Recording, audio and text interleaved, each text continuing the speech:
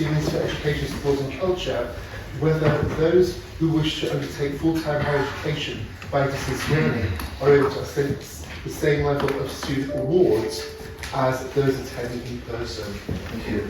Education, Sport and Culture to reply. Thank you, Mr. Speaker. A student who wishes to undertake full-time higher education by distance learning is able to access a fee grant of up to £6,750. A local facility and maintenance grant is not available through this scheme.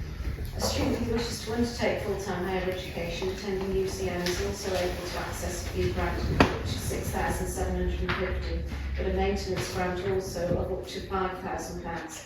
A loan facility is not available.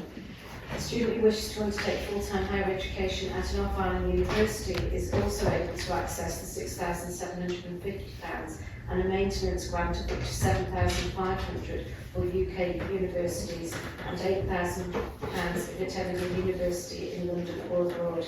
A loan facility of up to £2,500 is also available. Thank you, Mr. Speaker. Moorhouse. Thank you, Mr. Speaker, and thank you, Minister. It's slightly disappointing at the level of support. Following lockdown, more people have expressed the desire to become involved in distance learning. Is the department actually looking at this, and are they going to try and move this support mechanism forward? Is it something that the Minister recognises as being important and something that would enable local people to get that extra skill base that they would benefit from? Thank you, Mr. Speaker. Thank you, Mr. Speaker.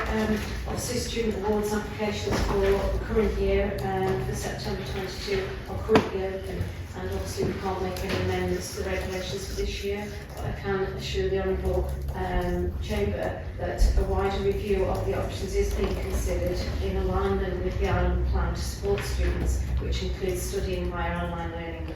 All changes are currently being evaluated and cost of department can progress amendments which align with government plans. Question, Mrs. Corley. Thank you, Speaker. The Minister said that grants are available, and that is true actually, but income caps prevent young people from accessing the grants because the income caps are dependent on their parents' income and not their own. This is an issue that has been really under consideration for quite some time now. Is the department any closer to resolving it? Thank you, Mr. Speaker. And obviously, it is something that I picked up as soon as I went into the department. It has been ongoing for probably far too long, and obviously we will be looking at those income caps at the same time as doing the review, and hopefully bring forward regulations that will be in place for next academic year. Question, Dr. Hayward.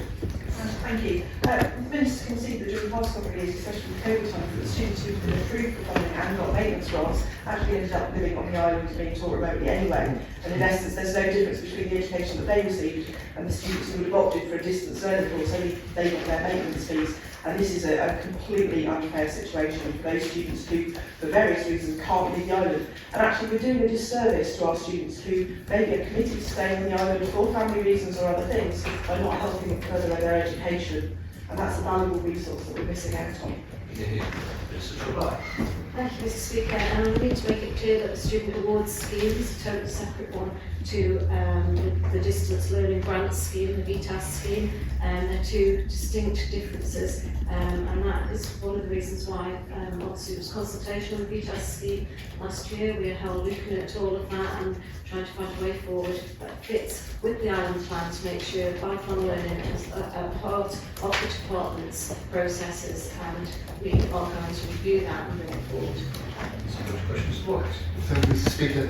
When assessing this area, will the Minister really focus on the economic impact of retaining these students on Ireland in terms of the work placement they do, in terms of their actual contribution to Ireland society? Thank you, Mr. Speaker. Thank you, Mr. Speaker, and thank the Honourable Member for that question. I totally agree. We need to look at ways of retaining our own here so that they can continue on to further education. I'm happy to circulate an options map that the department has created and is now published with regards to pathways for all, and that includes staying on the island, and we also need to include employers and opportunities that people can get for training opportunities for our employers. Thank you, Mr. Speaker. Thank you, Minister. In terms of the refinement of the programme, one area which does come to light with several students is the way in which the payments are made. The students pay initially, and it's often over £6,000, and then they put in their receipt to the department, and they get the payment back 7 weeks later, which is a challenge. Is this something that could also be looked at, please? Thank you. Minister to reply. Thank you, Mr Speaker, and obviously the obvious reason why that has been put in place is to ensure completion of the course, but it is in the mix of what we're doing at the present time. Obviously the payment comes at the end of the course, but that is something we can certainly look at going forward. Question after the call.